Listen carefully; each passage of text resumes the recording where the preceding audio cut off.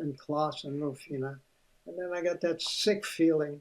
No idea where the village was. No idea. My mom was quite ill at the time, and she didn't remember either. And then she came up with a name, the Feineburen. And the more she mentioned that name, it came back to me that was the dirt road that the farm was on. I Mm. said, great. I said, let's go from there. What am I going to do? Go to a foreign country and ask them about a dirt road? That's all she remembered. And I went to the library, looked at all of these names. There was one named Makincha. And the more I mentioned it, it didn't mean anything to me. I asked Mom, I said, was the farm in Makincha? She didn't remember. That's all we had to go on.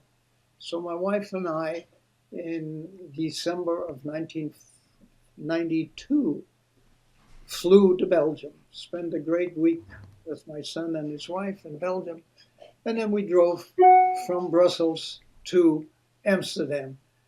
Distances not being what they are over here, it's only about a 2.5 hour drive.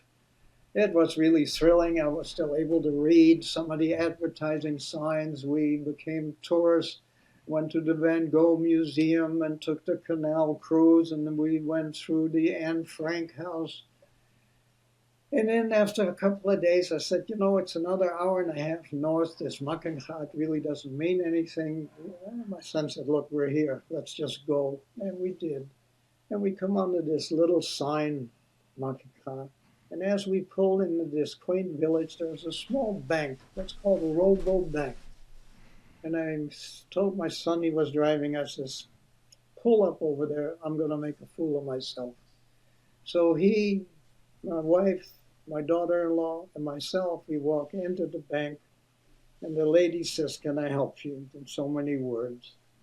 And I said, this is embarrassing. I said, we're from the United States.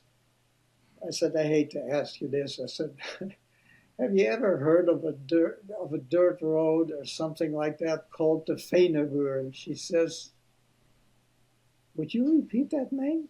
I said, well, I don't know if I pronounce it right. She says, yeah, I think you did. She says, did you say Feineburen?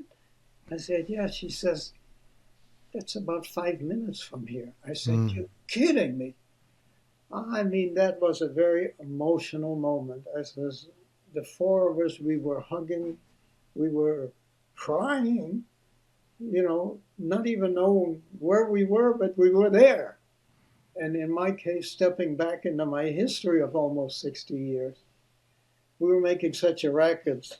The manager came out, probably thought it was a holdup or something. And he asked us to come into the office. And then after we talked a little bit, I asked him the question. I said, have you ever heard of the Claus and Rofina